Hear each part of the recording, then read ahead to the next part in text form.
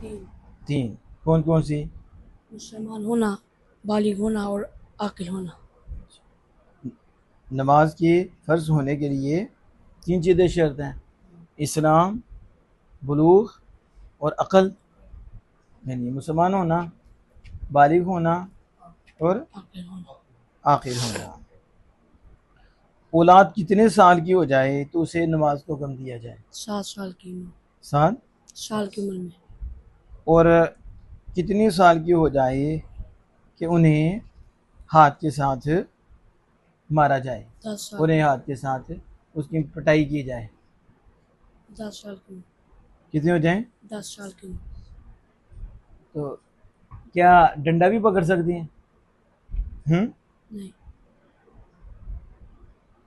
क्यों? डंडे से क्यों नहीं पिटाई कर सकते? जल्दी ना बताना, लेट नहीं करना। हाथ के साथ मार सकते। जी। हाथ के साथ। वो तो ठीक है, लेकिन अगर डंडे के साथ मार लें तो फिर उस क्या हुक्म है? नहीं। हम्म। सही है। सही है उधर तो। उसके दिल में नफरत पैदा होगी, वो भागेगा फिर नमाज से। अगर ज़्यादा तशद्दुद। तशद्दुद तो जायज़ ही नहीं, तशद्दुद तो जायज़ ही जाए। नहीं। नबी अकरम सल्लल्लाहु अलैहि वसल्लम अपनी औलाद को जब 7 साल की हो जाए तो नमाज का हुक्म दो। हुक्म दो, और जब 10 साल की हो जाए तो फिर क्या करो?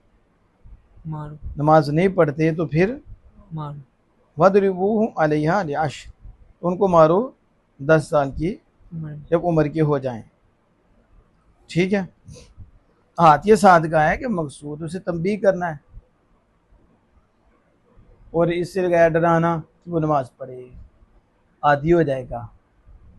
अभी वो उस पर नमाज फ़र्ज़ है इस उम्र में। 10। 10 साल की उम्र में फ़र्ज़ है।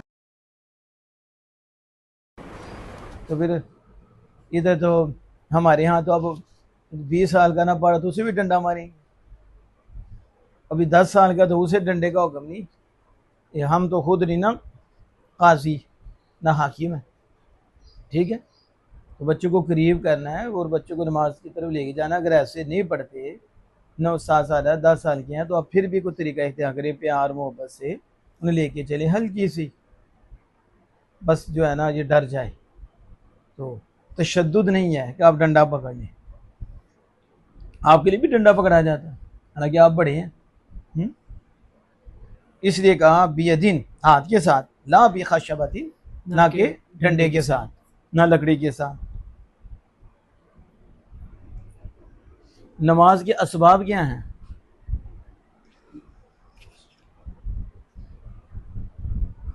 औकात।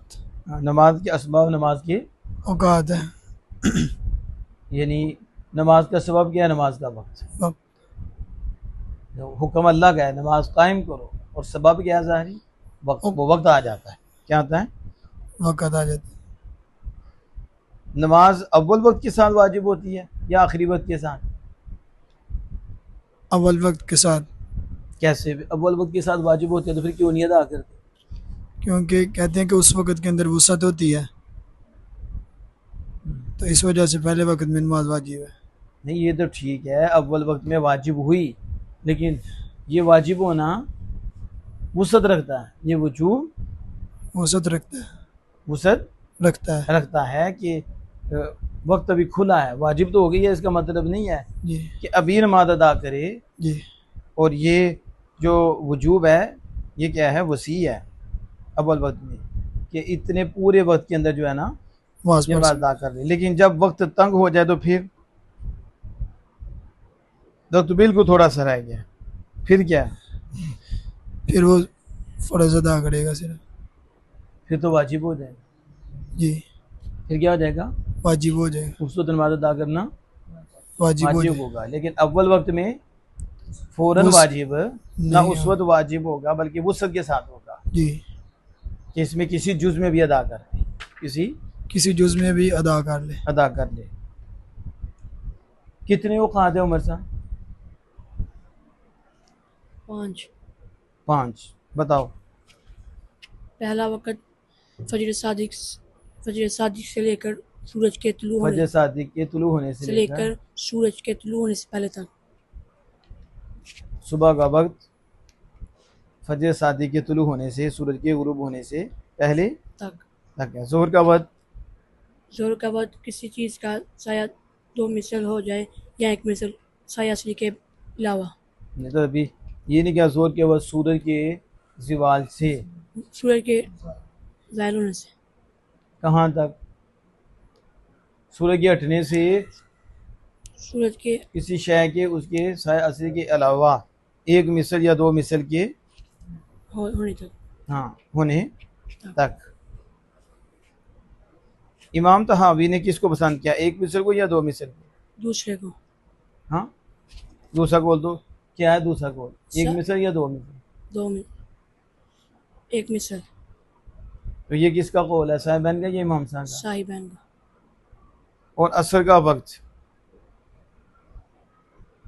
असर का वक्त दो मिसलों या एक मिसल से ज़्यादा की इब्तिदा पर।